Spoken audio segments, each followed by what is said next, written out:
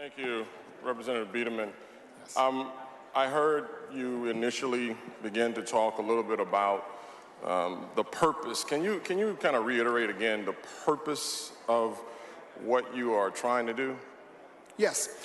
Again, the Alamo is such an important part of Texas history, and the sacrifices of the defenders was such an iconic moment that it needs to be preserved. And again, that's why most people come to the Alamo, is because of the battle and the defenders who knew they were going to die. But there is a much larger story to be told as well. My bill is very focused on just the Texas Revolution and that time period. As I spoke with Representative Bernal, this is not about the whole story. The whole story will still be told. But when we talk about the battle, when we talk about Texas independence, we need to refer to the Texas Declaration of Independence. So my bill basically is limited to the revolution. And so when we talk about the overall, and we can't tell the whole story on the side of the Alamo, but are we going to focus on what the real issue of Texas, or the real reason behind Texas revolution? Well, there is different opinions on the reason for Texas Revolution, but the Texas Declaration of Independence states why we fought, the grievances with Mexico, and that will be the focus of why we fought on the Alamo. But there are other stories, as you know, before, during, and after the Alamo that will be told as well. A part of that declaration, does it include the abolishment of slavery? That was not part of Texas Revolution. No, it was not, or Texas independence. It's not a part of that? That's correct. So is it your intent to include that? What's not included, that wasn't part of Texas independence, but or our Declaration of Independence. So we're saying that the independence in the Texas Revolution did not include the abolishment of slavery. That's correct. Then we're not telling the accurate and true story. And so if we're here to educate and to inform, then we must make sure that we're giving the accurate information so that when people from all over the world come to the Alamo, we want to make sure that they are accurately informed, that we have given them the information that they need, because we all know that education is elevation, so we can elevate the minds of people. So how do we, because you have an intent, you have four intent purposes of your bill, and in that it does not include that, but it could include the accurate and true information. So at what point, who do we agree with? Whose opinion are we going to take, since you said there's so many different stories? Well, that's the purpose of my bill, is to tie it to the original documents that were written at that time, which would be the Texas Declaration of Independence, which gave the grievances we had with Mexico and the reason that we fought. In fact, Colonel Travis said that, actually I handed out those candies yesterday, and his quote was that the reason we fought this battle was because of the Declaration, and that will tell the whole world why we fought and why we stayed and why we died at the Alamo. Colonel Travis, the slave owner, Colonel Travis? That's correct. And that slave owner said the Declaration of Independence, although Mexico abolished slavery in their country, and Texas was still wanting to have slavery. Again, I'm wanting to make sure that I want you to say it, as opposed to us keep going back and forth, because the problem that I'm having is we continue to leave out the contributions of black people in this country for the contributions that they have made to make this state and this country what it is today. And we're pushing and shooing them aside. So the question is, are we going to take the MGM version of our story, or are we going to take the actual truth of what this state is, because this John Wayne bit that we keep doing is not true to what Texas truly is. It's not true to the depiction of the story. And so that's why I'm asking you, because we can put bills up all day long. We've talked about, we talked about liberty, we've talked about patriotism, we continue to talk about things about Texas, but we don't tell the truth. And so I'm trying to get to a point where we can start telling the truth so that we can become a unified state, as opposed to continue the division to say, oh no, you wasn't there. Oh no, you don't matter. Because you continue to tell me, oh yeah, there's no evidence that slaves were actually at the Alamo. Yet, yes, in fact, yes, there is. There is? It's right here. Who is it? So the reason for my bill, here's the evidence right here. Joe the slave who became an Alamo legend.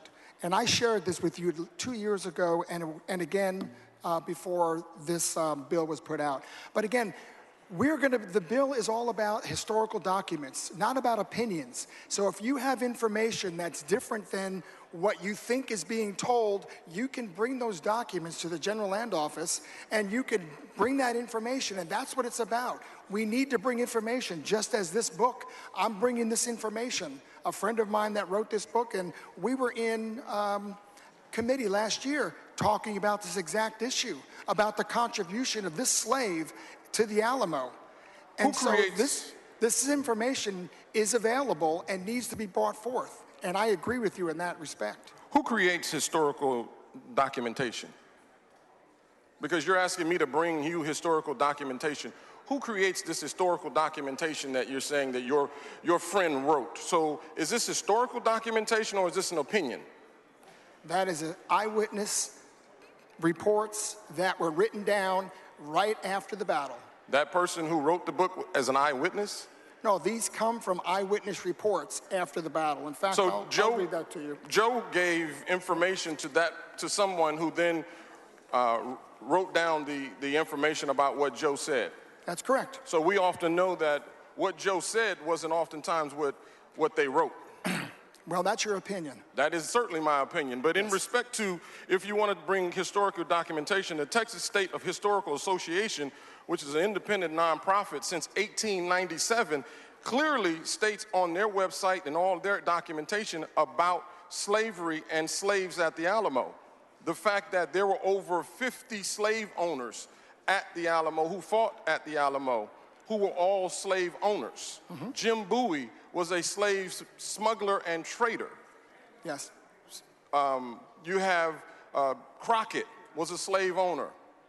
Travis, slave owners. And they traveled many, many, many miles to get to the Alamo. And you're telling me slave owners who traveled to the Alamo did not bring their slaves? I'm not they telling wouldn't you even that. shoe their own horses. They don't even they don't even feed themselves. You're telling me they cooked their own food and cleaned up and fought off thousands of Mexicans for how many ever, 13 days? And you're telling me not one black person, but only one black person was at the Alamo? That's not what I said. I'm asking you. You said there's Joe. You're giving me one symbolic person. But again, my angst and why I'm standing here is, again, I'm fed up with not giving all correct and accurate information. Because as we talk about the Texas Revolution, which was primarily about slavery, as we talk about the Civil War, which was primarily about slavery, each time Texas has wanted to succeed from wherever they were, it was about slavery. And I know you have a bill that wants Texas to secede from the United States. Is this going to be about slavery as well? Do you want to reinstitute slavery? I mean, since you're asking for a succession. Very poor taste. But the Texas Declaration of Independence stated, the men that lived in Texas stated why we fought for independence. So we have those documents. If you have more documents like you found in the library, I think you should bring those to the General Land Office, and let's get that included in the Alamo. It's right here, and that's why I'm asking you, because Well, I'm not giving the you the General accurate Land Office. information. If you have it, bring it to the I General brought Land that Office. to you earlier, and I asked you, and that's why I'm here today, because I asked you that earlier. I asked earlier, would you? And you said, oh, yeah, it's already there. But it's not there. And this is why I'm standing here, because it's not there. And I'm giving you the historical information. I am not the General Land Office representative. If you want to bring that information, you can bring it to the General Land Office. That you could have specifically put this on, and I specifically asked you, can you put this there? You said it's already there. But then you just stood here right now and you told me, well, that's not in the Declaration of Independence. It's there because my bill says any historical documents. So if you have historical documents, they will be included in this bill, and you can bring those to the land office and they'll be included. I told you that earlier, and I'm telling you now, and you still won't say yes. You're still trying to tell me, oh, if it's there, it's there. Yes. Why don't you go ahead and if we can stop this conversation right now, if you simply say, I'm going to put it in because you brought it to me, and it is from the Texas State Historical Association, I will be more than happy. But you have to say that you're willing to put that in there, as opposed to, again, whitewashing our history again.